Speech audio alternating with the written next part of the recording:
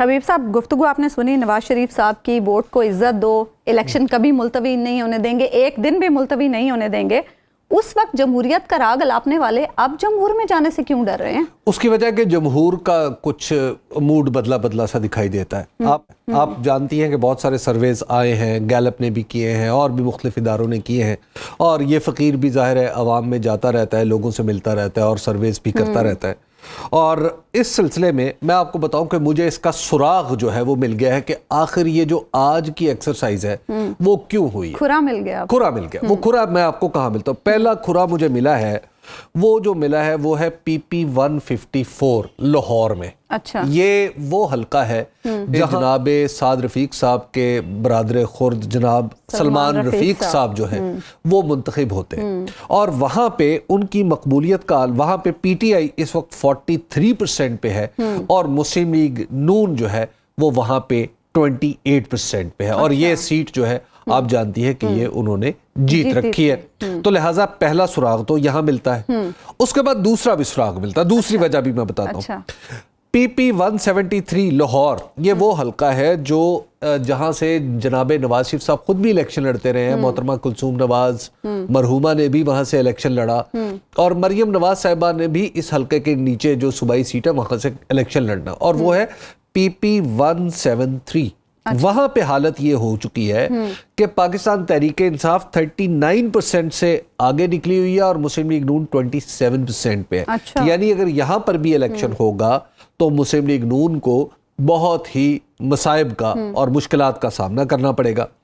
اسی طرح اب آپ آ جائیں شیخوپورہ شہر. جناب ہمارے جو لطیف جاوید لطیف صاحب، میاں جاوید لطیف صاحب ہمارے بڑے محترم دوست ہیں، اور ہمیشہ وہ اپنی پارٹی کے ساتھ بڑے جوش و جذبے سے کھڑے ہوتے ہیں. اور شیخوپورہ آپ یوں کہہ لیجئے کہ ان کی وجہ سے مسلم لیگ نون کا گڑھ بنا ہوا ہے. لیکن وہاں پہ صورتحال یہ ہے کہ PTI وہاں کی جو شہر کی سیٹ ہے جہاں سے خود جاوید لطیف صاحب بھی الیکشن لڑ سکتے ہیں، اور ان کی اوپر MNA کی سیٹ ہے، 53% ہے، یعنی مقابلے ہی کوئی نہیں. اور وہاں پہ مسلم لیگ نون 24%. Very interesting. تو اب آپ ذرا دیکھیے، اور اس کے ساتھ پھر میں آپ کو مزید بھی بتاتا ہوں. ملک احمد خان صاحب بہت زیادہ بتاتے ہیں ہمیں ٹیلی ویژن پہ آ کے مختلف جگہوں پہ کہ جناب جو الیکشن ہے انہیں بیک وقت بھی ہونا چاہیے. ہر وہ چیز جو دستور سے متعلقہ بھی ہمیں شبر رضا رضوی نے بتائی تھی، بیرسٹر ملک احمد خان صاحب ہمیں ہر اس چیز کا سب کچھ الٹ کر کے بتاتے ہیں. اچھا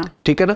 تو وہ جب الٹ کر کے بتاتے ہیں اس کا نتیجہ شاید یہ نکلا ہے کہ ان کے اپنے حلقے میں جسے قصور میں مسلم لیگ نون اور ان کی فیملی کا گڑھ کہا جاتا ہے، وہاں پہ PTI ہے 38% اور مسلم لیگ نون چلی گئی ہے 33% پہ. گویا ملک احمد خان صاحب SAPM یعنی special assistant to prime minister جناب شہباز شریف صاحب وہ بھی اپنے حلقے سے مشکلات کا شکار ہیں. اور پھر گجرانوالہ جہاں سے اگین مریم نواز صاحبہ کے امیدوار ہونے کی ایک بات چل رہی تھی جب تک یہ کل الیکشن کمیشن نے کوئی نہیں کچھ کام کیا تھا. وہاں پہ صورتحال یہ ہے کہ ان کے کاغذات جمع ہونے کے بعد پاکستان تحریک انصاف 45% پہ ہے اور مسلم لیگ نون 28% پہ ہے. تو اب آپ ذرا تصور کریں کہ یہ جو میں نے 5 اسباب آپ کو گنوائے ہیں، کیا یہ تھوڑے ہیں الیکشن کو ملتوی کروانے کے لیے؟ اس کے لیے تو پورا زور لگانا چاہیے، اور اگر مسلم لیگ نون لگا رہی ہے تو کچھ غلط نہیں کر رہی. دوسرا، اس میں میں آپ کو ایک اور عرض کرنا چاہتا ہوں. اب آپ نے 8 صفحے پر مبنی میں نے وہ محبت نامہ پڑھا ہے الیکشن کمیشن کا، جس میں انہوں نے بتایا ہے کہ الیکشن نہ ہونے کی وجوہات. حالانکہ الیکشن کمیشن کو ہمارے دستور نے کہا ہے کہ یہ الیکشن کروائے گا، لیکن پچھلے کچھ عرصے سے لگ رہا ہے کہ الیکشن کمیشن جو ہے وہ پوری ذمہ داری اس بات کی نبھا رہا ہے کہ کسی نہ کسی طرح الیکشن نہ کروانے کا جواز تلاش کرے. اس الیکشن کمیشن نے اپنے جو 8 صفحات پر مبنی جو بیان جاری کیا ہے، مجھے شرم آتی ہے وہ بیان پڑھ کے. اس کی وجہ کیوں؟ اگر میں جس ملک کی ڈپکشن انہوں نے ان 8 صفحوں میں کی ہے، اگر میں اوپر سے ملک کا نام کاٹ کے دنیا کے کسی شخص کے سامنے جو صرف انگریزی پڑھ سکتا ہو اس کے سامنے رکھوں اور اس سے پوچھوں کہ یہ بتاؤ ان کاغذوں میں کیا لکھا ہے اور اس ملک کے بارے میں تمہاری کیا رائے بنتی ہے، تو وہ کہے گا یہ ملک تو پتہ نہیں، یہ تو ہے ہی نہیں ہے، بنانا ریپبلک ہے. یہ تو بنانا ریپبلک تو بہت چھوٹا لفظ ہے.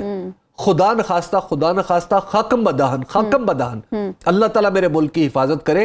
ان جیسے نالائکوں کے ہاتھوں میں چڑھا ہوا ہے یہ ہمارا ملک. انشاءاللہ العزیز یہ نالائک نہیں رہیں گے، ہمارا ملک رہے گا انشاءاللہ. تو ان نالائکوں نے کیا کیا ہے کہ آپ ذرا دیکھیے، وہ کہہ رہے ہیں اس ملک میں الیکشن ہونا اس ملک میں دہشت گردی ہے، اس ملک کے اندر معاشی افراتفری پیدا ہو گئی ہے، اس ملک کے اندر کوئی کام جو پولیس ہے وہ اپنا کام نہیں کر پائے گی، اس کے اندر جو فوج ہے وہ خدا نخواستہ اس کو باہر سے اتنے خطرات لاحق ہیں کہ وہ کچھ نہیں کر پائے گی. بھائی آپ 2 صوبوں میں آپ اندازہ لگائیے کہ وہ ملک وہ الیکشن کے نہ ہونے کا جواز نہیں ہے. عظمیٰ نعمان صاحبہ، مجھے بدقسمتی سے یہ کہنا پڑتا ہے، مجھے شدید تکلیف ہے کہ ایسا لگتا ہے کہ وہ کسی پاکستان کے خلاف ایک چارج شیٹ بنائی گئی ہے. جب آپ دنیا میں جائیں گے آپ کہیں گے پاکستان میں انویسٹ کرو، آپ کہیں گے پاکستان ایک سیف جگہ ہے انویسٹمنٹ کے لیے، پاکستان ایک سیف جگہ ہے رہنے کے لیے، وہ الیکشن کمیشن کے یہ 8 صفحے اٹھائیں گے اور آپ کے سامنے رکھ دیں گے. وہ کہیں گے یہ پڑھ لو، یہ تمہارا کانسٹیٹیوشنل ادارہ ہے جو تمہاری گورننس کے بارے میں، تمہارے ملک کے بارے میں، تمہاری معاشیات کے بارے میں کیا کہہ رہا ہے. اس معاملے میں اب تو ہماری امیدیں سپریم کورٹ سے وابستہ ہے، دیکھتے ہیں سپریم کورٹ کیا کرتی ہے. اچھا حبیب صاحب، ابھی آپ یہ 5 اسباب گنوا رہے تھے، پچھلے 2 ہفتوں سے آپ مختلف حلقوں میں وزٹ کر رہے ہیں، آپ نے مختلف لوگوں سے گفتگو بھی کی، کئی حلقے ہم نے ٹی وی اسکرین پہ اپنے ناظرین کے لیے چلائے بھی. اوورآل فیل کیا ہے؟ اوورآل فیل یہ ہے کہ پاکستان تحریک انصاف ان جگہوں پہ جہاں پہ پاکستان مسلم لیگ نون کو غیر معمولی برتری حاصل ہوئی تھی 2018 میں، وہاں پہ پاکستان تحریک انصاف اوورٹیک کر چکی ہے اس کو.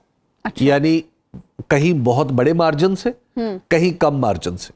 لہٰذا پاکستان مسلم لیگ نون جسے جو وسطی پنجاب میں بالخصوص یعنی گجرانوالہ ڈویژن، لاہور ڈویژن، فیصل آباد ڈویژن تو نہیں لیکن سرگودا ڈسٹرکٹ سرگودا، اسی طرح آپ کا جو راولپنڈی ڈویژن میں بھی اب نہیں رہی اس طرح مسلم لیگ نون، تو یہ جو اور سائیوال ڈویژن، ان جگہوں پہ جو مسلم لیگ نون کو برتری حاصل تھی وہ برتری ایکچولی ایروڈ ہوتی چلی جا رہی ہے. اور یہ بات صرف میں نہیں کہہ رہا اور ہمارے سرویز نہیں کہہ رہے، یہ پاکستان کے تقریباً ہر یعنی جو لوگ سروے کرتے ہیں جن سے میں آگاہ ہوں جانتا ہوں، بڑے کریڈیبل لوگ ہیں، ان میں سے بہت سارے لوگوں کے سرویز ٹی وی پر بھی چل چکے ہیں، اور بہت سارے لوگوں سے خود میری معلومات کے مطابق مختلف جماعتوں نے، اگر جماعتوں نے نہیں تو ان کے امیدواروں نے، جو مسلم لیگ نون کے امیدوار ہیں، انہوں نے بھی کچھ سرویز کروائے ہیں، اور ان کا بھی نتیجہ جب ان کے سامنے آیا ہے تو اس کے بعد سے یہ ہاہاکار مچی. اچھا حبیب صاحب، نون لیگ تو چلیں التوا کے لیے چاہتی ہے، انتخابات میں التوا، تاخیر. جمہوریت کی چیمپئن پیپلز پارٹی کدھر ہے اس موقع پر؟ رضا ربانی صاحب بڑے اسمبلی میں کھڑے ہو کے آنسو بہاتے تھے فوجی عدالتوں کے قیام پر، اور آئین کے لیے وہ بڑے آواز اٹھاتے تھے. تو یہ اب کہاں ہے جمہوریت کی چیمپئن، آئین کی محافظ؟ آپ یہ رضا ربانی صاحب کے بارے میں بلاول بھٹو زرداری صاحب کئی بار کہہ چکے ہیں ہم آئین کا تحفظ کریں گے. رضا ربانی صاحب کی کانسٹیٹیوشنل ایبیلٹی کے بارے میں میری رائے کبھی بھی اچھی نہیں رہی. اچھا. اور نہ ہی میں پاکستان کے بیشتر جو قانون ساز اداروں کے اراکین ہیں، میں یہ سمجھتا ہوں کہ ان میں سے بہت ہی کم ایسے ہیں جو کانسٹیٹیوشن کو اور قانون سازی کو، یعنی جو ان کا بنیادی کام ہے اس کو سمجھتے ہیں. جہاں تک پیپلز پارٹی کا معاملہ ہے، نہیں، پیپلز پارٹی نے جو راستہ ہموار کیا ہے اس کا نتیجہ ہوگا نا اگلی دفعہ. اگر یہ الیکشن ہو گئے یا 2028 میں 2033 میں جب بھی الیکشن ہو گئے، الیکشن کمیشن اللہ تعالیٰ اس کو زندگی دے، وہ جب مناسب سمجھے گا کہ مثبت نتائج آ سکتے ہیں اس وقت وہ الیکشن کروا دے گا. وہ ہو سکتا ہے اگلے 10-20 سال میں 50 سال میں آ ہی جائیں. تو ایسے موقع میں، اور اللہ تعالیٰ بلاول بھٹو زرداری صاحب کو بھی زندگی دے، کہ اگر اس پریسیڈنس کو جو الیکشن کمیشن نے سیٹ کی ہے اور جو اس حکومت نے سیٹ کی ہے جس کے وہ حصے دار ہیں، تو اس کا مطلب ہے ایک وقت آئے گا جب وزیر اعظم پاکستان کہے گا کہ سندھ اسمبلی کے الیکشن میرا خیال ہے انڈو کر دیے جائیں. سندھ اسمبلی کے پورے ملک میں الیکشن ہو جائے، پھر سندھ اسمبلی کے الیکشن نہ ہو، کیونکہ سندھ میں جو ہے نا حالات ٹھیک نہیں. سندھ میں سیلاب آ گیا، سندھ میں لوکسٹ کا حملہ ہو گیا، سندھ میں دھوپ بڑی پڑ رہی ہے، پانی زیادہ، سندھ میں گرمی بہت ہے، اس وجہ سے الیکشن نہیں کروائے جائیں گے. جب آپ اس طرح آپ کا واسطہ پڑے گا نا تو اس وقت آپ کو پتا چلے گا کہ آج جو آپ نے ڈائنامائٹ دستور کی بنیادوں میں رکھنے والوں کے ساتھ کھڑے ہو کے فٹ کیا ہے، اس کا جواب آپ کو کچھ عرصے بعد ملے گا، اور یہ انہیں اندازہ نہیں ہے۔ دیکھیے عظمیٰ، جو دستور ہے نا، جب یہ دستور کی شاخ کو الیکشن کمیشن نے، الیکشن کمیشن کا آشیانہ بھی اسی دستور کی شاخ پہ قائم ہے، اور حکومت کا گھر بھی اسی دستور کے بنیاد پر بنا ہوا ہے۔ جب یہ جو آپ نے 8 صفحے کا آرڈر ہے نا، اس نے اس آشیانہ جس شاخ پہ تھا اس کو بھی آری سے کاٹ دیا ہے، اور ان بنیادوں کو بھی کھود ڈالا ہے جس کے اوپر موجودہ اسمبلی اور موجودہ حکومت کی بنیاد کھڑی ہے۔ تیسری بات ہمیں